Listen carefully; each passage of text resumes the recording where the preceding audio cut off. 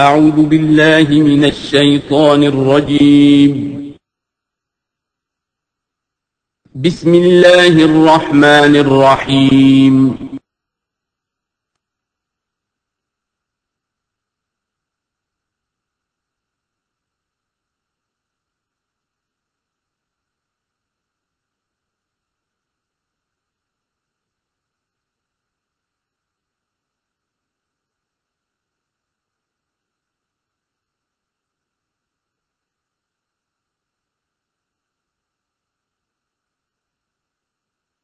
اعوذ باللہ من الشیطان الرجیم بسم اللہ الرحمن الرحیم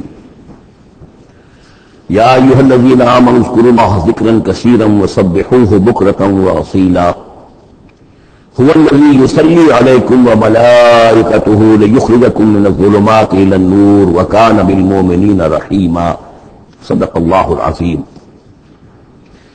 اہل ایمان اللہ کا ذکر کیا کرو کثرت کے ساتھ۔ ذکر کثیر سے مراد کیا ہے؟ کہ انسان کسی بھی حال میں ہو اللہ کو یاد رکھے۔ پنجابی میں ایک کہاوت ہے، ہتھ کارول دل یارول۔ کام آپ کر رہے ہیں، کوئی بھی کر رہے ہیں، لیکن یہ کہ آپ کا دل اللہ کے ساتھ لگا ہونا چاہیے۔ اس کا جو بہترین طریقہ ہے وہ یہ ہے کہ تمام جو بھی معمولات زندگی کے ہیں ان کے ساتھ ہی حضور صلی اللہ علیہ وسلم سے مسنون دعائیں۔ گھر میں داخل ہو رہے ہیں تو دعا مانگیے، باہر نکل رہے ہیں تو دعا مانگیے، بازار میں داخل ہو رہے ہیں تو دعا مانگیے، بازار سے باہر آ رہے ہیں دعا مانگیے، بیت الخلاء میں داخل ہو رہے ہیں دعا ہے۔ آپ کام بھی کر رہے ہیں ساتھ کے ساتھ، کوئی اضافی وقت آپ کا نہیں لگ رہا ہے، لیکن اس میں یہ ہے کہ آپ کا اللہ کے ساتھ ایک رشتہ قائم ہے۔ باقی یہ کہ قرآن سب سے بڑا ذکر ہے، پھر نماز، یہ تو ہم پڑھ چکے 21ویں پارے کی پہلی آیت، وَاتْلُ مَا أُوحِيَ إِلَيْكَ مِنَ الْكِتَابِ وَأَقِمِ الصَّلَاةَ إِنَّ الصَّلَاةَ تَنْهَىٰ عَنِ الْفَحْشَاءِ وَالْمُنكَرِ وَلَذِكْرُ اللَّهِ أَكْبَرُ۔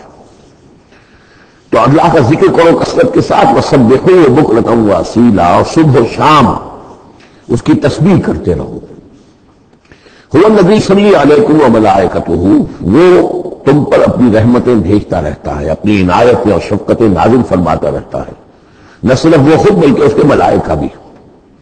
اب یہ دیکھیے وہی لفظ ہے کہ جو حضور کے بارے میں آیا ہے، ان اللہ وملائکتہ یصلون علی النبی، یقیناً اللہ اور اس کے فرشتے نبی پر رحمتیں بھیجتے ہیں، لیکن یہ فرمایا جا رہا ہے کہ ایک عام اہل ایمان کو بھی حصہ ملتا ہے اس میں سے۔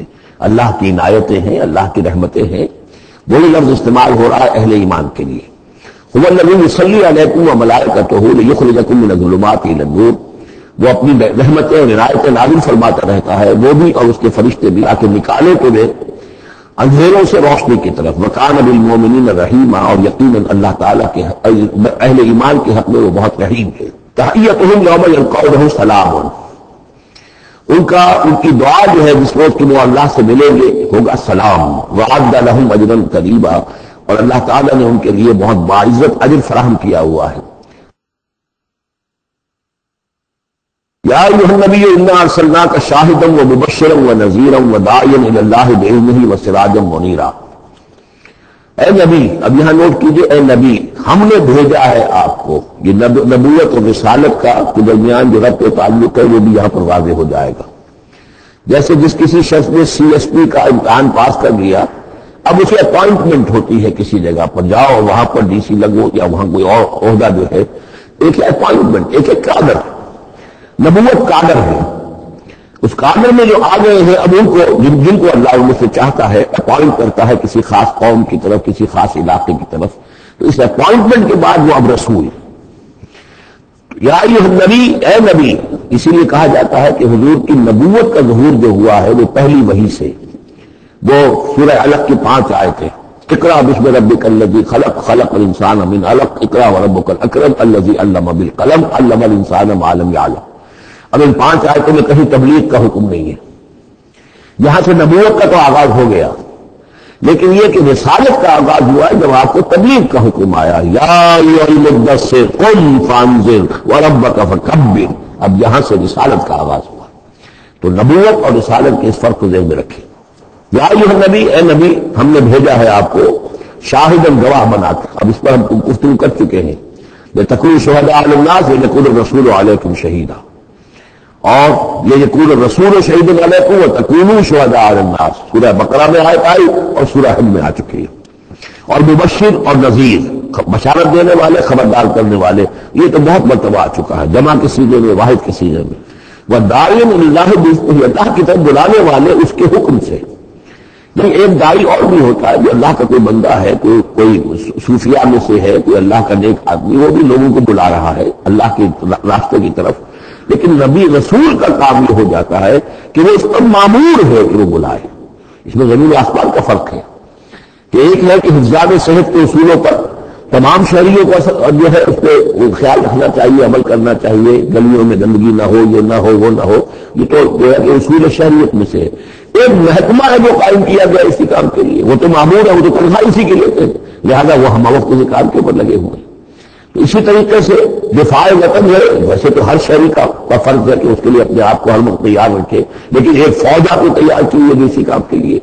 تو رسول تو گویا کہ وہ پھر داعی اللہ بإذنہ، اللہ کے حکم سے معمور من اللہ ہو کر پھر وہ جو ہے دعوت دیتا ہے. وسراجا منیرا، اور آپ کو بہت روشن چراغ بنا دیا، چراغ ہدایت. وبشر المؤمنین ان لهم من اللہ فضل کبیرا، اور اہل ایمان کو آپ بشارت دے دیجئے کہ ان کے لیے اللہ کی طرف سے بہت بڑا فضل ہے. ولا تطع الکافرین والمنافقین ودع اذاهم، اور آپ ان کافروں اور منافقوں کی باتیں نہ مانیے، ان کی طرف دھیان بھی مت دیجیے. ودع اذاهم، اور وہ جو کچھ بھی اذیت آپ کو دینا چاہ رہے ہیں، تکلیف پہنچا رہے ہیں، کوف پہنچا رہے ہیں، دفع کیجیے ان کی ایذاؤں کو. وتوکل علی اللہ، اللہ تعالیٰ پر توکل کیجیے. وکفیٰ باللہ وکیلا، اللہ کافی ہے آپ کے لیے سہارا اور آپ کی مدد کرنے کے لیے اللہ کافی ہے. یہ کچھ نہیں بگاڑ سکیں گے، جو چاہے اسکینڈل اٹھا لیں، جو چاہے آپ کے خلاف سازشیں کر لیں، آپ کا بال بیکا نہیں کر سکیں گے. یا ایھا الذین آمنوا اذا نکحتم المؤمنات ثم طلقتموہن من قبل ان تمسوہن، ایک حکم یہاں پر طلاق کے ضمن میں بھی آ رہا ہے. پہلے آ چکا ہے کہ اگر نکاح ہو چکا ہے کسی سے اور کوئی مہر مقرر نہیں ہوا تھا لیکن پھر بھی طلاق اگر دے دی ہے تو بہرحال اسے کچھ نہ کچھ مہر جو ہے وہ اس کو کچھ نہ کچھ دے دلا کے رسول کرنا چاہیے. اور اگر ملاقات سے قبل نکاح دی ہے، مہر طلاق دے دی ہے، مہر مقرر ہو چکا تھا تو آدھا مہر دینا ہوگا. اب یہاں مسئلہ آ رہا ہے عدت کا.